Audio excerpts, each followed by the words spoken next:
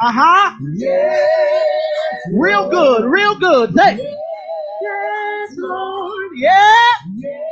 I need you to hear the harmony. See, that's up. Yes, Lord. See, yes, Lord. See, yes.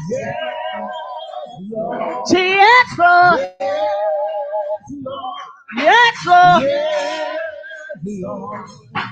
Yes, Lord. Yes, Lord. This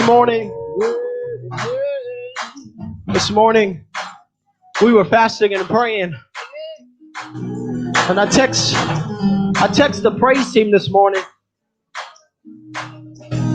and some of you know that used to go to Sovereign, our old drummer, Thomas Craig. Today was his birthday. So I was meditating as we were fasting and praying, and God dropped a simple but most wrecking message in my spirit that it took me, I don't know how long he's been gone, about 16, 20, about 5 years. It took me 5 years to understand this. He had passed away. Long story short, he passed away. But when I met him, we had no drummer. And so, met him at a funeral. And he hadn't played for years. But the church needed a drummer. And he had a heart. He said, I'd be willing to come out of retirement just to play at your church. So the Lord had restored him. And what I began to tell the praise team this morning is God is so intentional. I don't know who that is for this morning or tonight, but I need you to look at your neighbor and tell him God is intentional.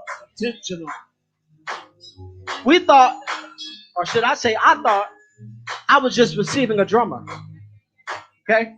I didn't expect him to die, and we didn't know none of that. The good thing about Brother Thomas is he was faithful with a heart condition. If you know anything about heart condition, you shouldn't be doing as much moving on the drums unless you know where your faith comes from. Can I help somebody tonight? You ought not be praising God tonight if you don't know where your help comes from. And that was his testimony, and I want that to be yours tonight. I don't care what may find myself outside of these doors. God is intentional. And I will find myself going against what the doctor says or what a circumstance says, and I praise God even when the odds are against me. Now, that wasn't the message that I gave the praise team. But the message that I gave the praise team was God was so intentional because Brother Thomas had not stepped in service or church for years. He was what the church would call backslidden and wasn't looking to come to nobody's service. But God had touched his heart. We kept Brother Thomas for about 3 years, 4 years. And this is what God dropped in my spirit. Every service, you can turn me down. Every service up until the time that God called him home. This is what God dropped in my spirit. God was touching and restoring his heart so that when he heard or when God called him, he would hear the call.